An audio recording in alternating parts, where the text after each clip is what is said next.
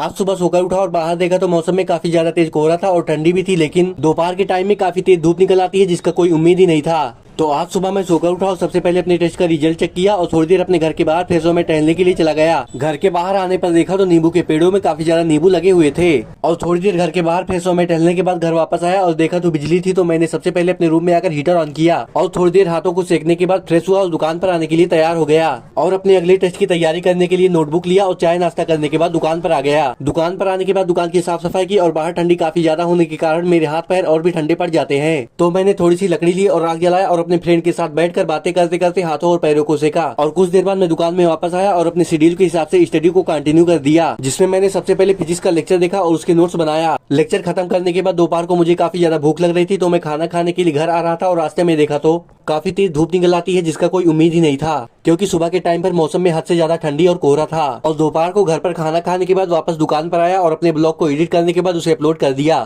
Thank you for watching.